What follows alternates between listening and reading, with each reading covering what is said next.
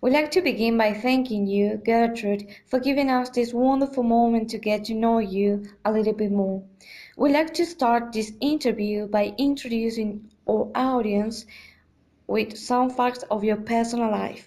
As we know, you were born on January of 1918 in New York City. And since you were very young, you were interested in science and mostly medicine. When and how did you decide to become a chemistry?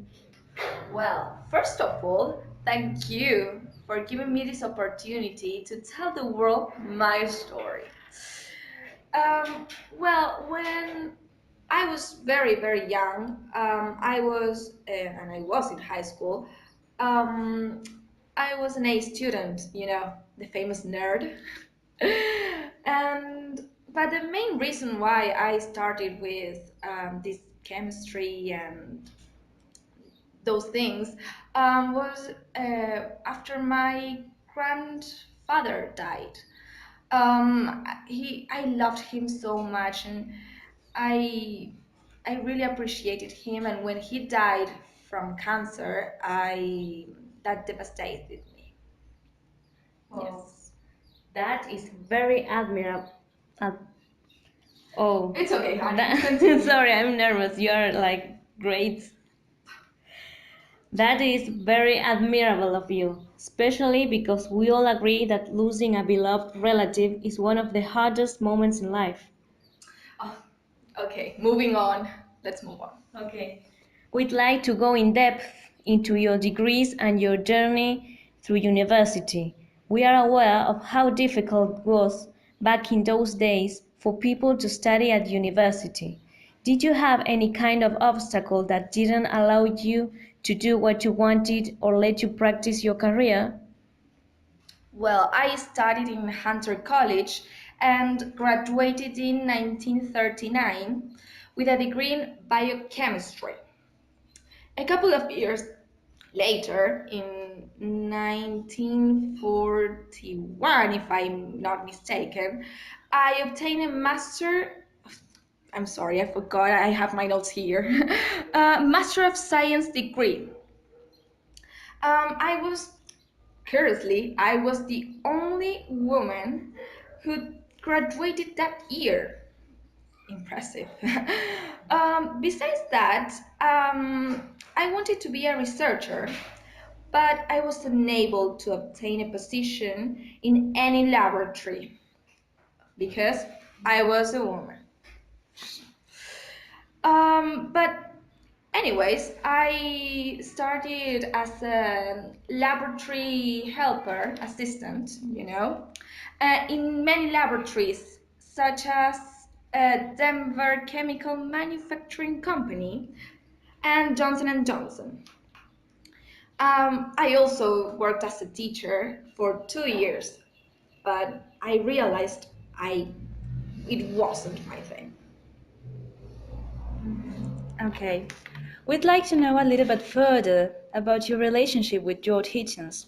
You both began to work as colleagues in Barack's Wellcome Laboratories in 1944. It was one of your first jobs as an assistant of laboratory, and you two worked together for almost 4 decades. How would you describe that path you made along with Hitchens until you two got a Nobel Prize in Physiology or Medicine in 1988? Well, after I worked in Johnson and Johnson, I was offered many, many positions in different research laboratories. It was then when I met Dr. Hitchings. I forgot his name. Can you repeat it? George Hitchens. That one. So difficult.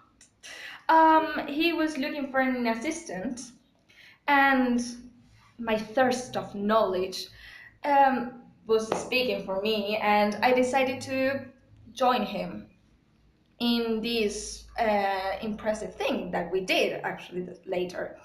Um, we I learned as fast as I could um, because we needed to know a lot of things, and it was a very huge responsibility to work with him. And thanks to that, I decided to No, that gave. Sorry, I'm old. I expanded my mind and I learned so many things from chemistry, medicine, and also later on virology. We were so devoted to our jobs and we examined the difference between the biochemistry of normal human cells and the ones that were infected by many diseases. Pathogens. Thank you so much. You were searching many Yes, things. I did my homework. And the cells that were infected from those things. Well, we finally could make a drug that made them disappear from the body, from the cell, or also to stop being so harmful. And that was a huge step in our careers. Thank you, Gertrude. Thank you.